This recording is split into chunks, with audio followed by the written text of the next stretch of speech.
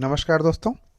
आज 30 अक्टूबर है और आज के द हिंदू में क्या और क्यों पढ़ें इसको लेके हम फिर से हाजिर हैं। काला नमक है ना। काला नमक जनरली हम लोग क्या समझते हैं, खाने वाला काला नमक है ना।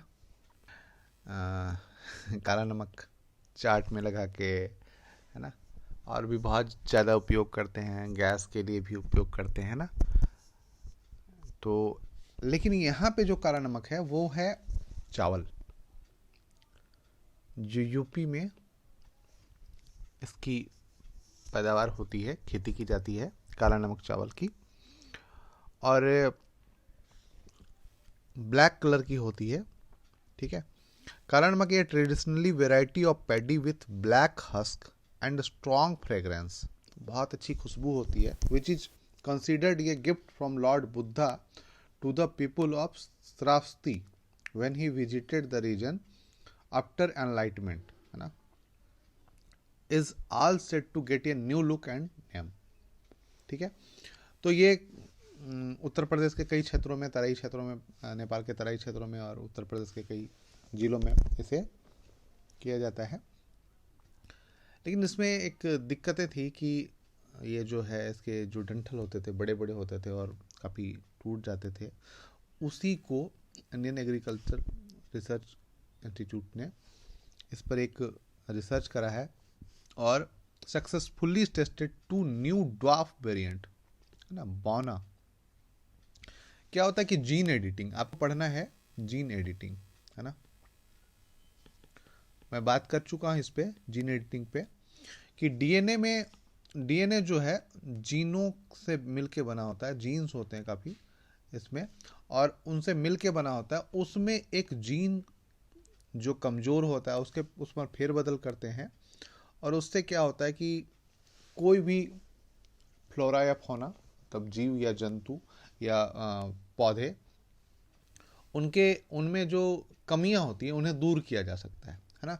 तो ड्वार्फ वेराइटी, 2 बौने वेराइटी वो किए हैं, जिससे ये होता है ना कि ये डंठल जो बड़े होते हैं ये कम हो जाएगा है ना, ये हट जाएगा इसमें, ये तो कम हो जाएगा।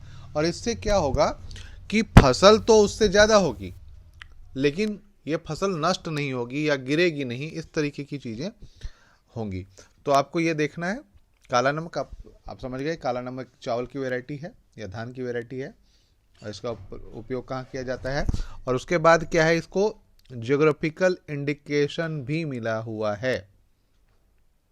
द ट्रेडिशनल काला नमक is protected under the geographical indication tag system.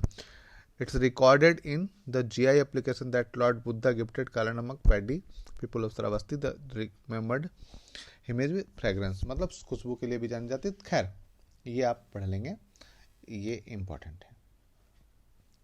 इसके बाद है एक news, amended IT rules are mean to make web safer for all. आज हम देख रहे हैं कि वेब की दुनिया है ना, पूरा का पूरा हर चीज़ वेबसाइट पे।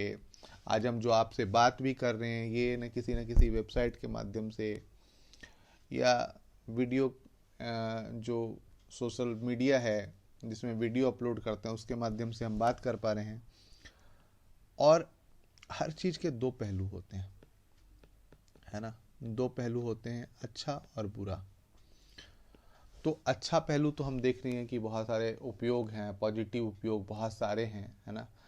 टेलीमेडिसिन से लेके टेली एजुकेशन तक चीज़ें कर रही हैं। आज ऑनलाइन शिक्षा या ऑनलाइन व्यवस्थाएं, ऑनलाइन डिग्रियां भी मिलने लगी हैं। तो ये बहुत सारी, लेकिन इसके बहुत सारे नुकसान भी हैं है ना, बहुत सारे नुकसान हैं। जैसे platform such as Twitter, Facebook respect the right according to article 14, 19 और 21 है ना। तो इस पे भी बहुत सारी चिंताएं हैं कि समता का अधिकार खो रहा है, स्वतंत्रता का अधिकार का गलत दुरुपयोग हो रहा है, इस प्रकार से इसमें है। तो इसके लिए क्या किया जाएगा, इसके लिए किया जाएगा कि हम आईटी रूल को इसके अकॉर्डिंग बनाएंगे, और इसी पे बात की गई है। राजीव चंद्रशेखर हैं, minister of state for electronics, Rajeev Chandrasekhar वो हैं, उन्होंने ये कहा है। ठीक है। इसके बाद एक और न्यूज है, ahead of poll, Gujarat announces panel to study uniform civil code, है ना।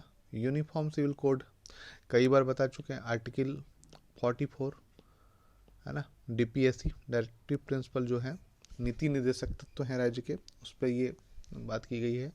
तो यूनिफॉर्म सिविल कोड एक कॉमन लॉ लाने की बात है, जिसमें विवाह अधिनियम, विवाह विच्छेद अधिनियम या एडॉप्शन के लिए, है ना, गोद के लेने के लिए अलग अलग नियम बनाए गए हैं, अलग अलग कानून हैं विभिन्न धर्मावलंबियों के बीच, हिंदू के लिए अलग, मुस्लिम के लिए अलग, है ना। तो इसको एक लाने के लिए, कोर्ट का समय बचाने के लिए, न्यायालय में मुकदमे में एक रूपता लाने के लिए, और सभी लोग एक जैसे हैं तो उनके लिए एक समान कानून लाने के लिए यूनिफॉर्म सिविल कोड की बात की जाती है। इस पर काफ़ी विवाद भी रहा है। तो आपको ये देखना है, आर्टिकल 44 देखना है, और साथ ही साथ यूनिफॉर्म सिविल कोड, समान नागरिक संहिता की बात जो की गई है उसके बारे में थोड़ा सा जानना है बस। इसके बाद जो है वह पेज नंबर 11 में हम आते हैं। पेज नंबर 11, है ना। एक इम्पॉर्टेंट न्यूज है, छोटा सा है, बनाना, है ना, केले, द हाईली न्यूट्रिशियस फ्रूट, है ना। अब इसमें कौन से न्यूट्रिशियस पाए जाते हैं? एक तो पवित्र है, सब जगह चढ़ता भी है, आपने देखा होगा, केले के बिना तो पूजा ही नहीं होती है। तो इसी पे एक थोड़ा सा एक वो है, लेख है, तो आप इसे पढ़ें, मज़ा भी आएगा और चीज़ें सीख भी लेंगे। कई प्रकार के केले होते हैं, आपने देखा भी होगा। आप यदि बिहार झारखंड के हो तो छोटे केले भी देखे होंगे, इसको चीनी केला के नाम से भी जानते हैं। कई प्रकार के, हाजीपुर जो वैशाली क्षेत्र है वो केला के बाग के लिए प्रसिद्ध है। और फिर दिल्ली की तरफ आते हैं तो केला की वैरायटी अलग हो जाती है, फिर साउथ की तरफ जाते हैं तो केले की वैरायटी अलग हो जाती है, लेकिन न्यूट्रिशियस वैल्यू लगभग सेम होती है। तो आप इसे थोड़ा पढ़ें और थोड़ी जानकारी हासिल करें। साथ ही साथ यह भी देखें, एक टास्क ले लें कि किस प्रकार के केले भारत में पाए जाते हैं। आपने केले के चिप्स खाए होंगे, बनाना चिप्स बहुत खाया होगा आपने, काफ़ी टेस्टी भी होता है और काफ़ी हेल्दी भी होता है। तो आप इसे एक बार पढ़ लें। इसके बाद है, is the world climate action plan on track, है ना। एक सवाल पूछा गया, अभी COP27 होने वाला है, मैंने इसके पहले वीडियो में बताया भी है। तो क्या क्लाइमेट एक्शन प्लान जो है वो ट्रैक पे है? इसी पे बात की गई है ना। COP27 समिट इन इजिप्ट नवंबर, है ना। तो इसी पे कि क्या ट्रैक पे है, क्या COP26 में क्या वादा किया गया था और हम कहाँ पे हैं, या COP21 में जो टारगेट सेट किए गए थे वो अब कहाँ तक पहुँचे हैं, इसके बारे में बात की गई है। तो आप इसे देख लीजिए। और आज के लिए इतना ही है दोस्तों, इस अखबार में और कुछ नहीं है पढ़ने के लिए, ठीक है। तो फिर मिलते हैं कल क्या और क्यों पढ़ें के साथ। धन्यवाद। यदि आप नए हैं चैनल पे, लाइक शेयर सब्सक्राइब नहीं किया है तो प्लीज़ कर लें। फिर मिलते हैं कल, धन्यवाद।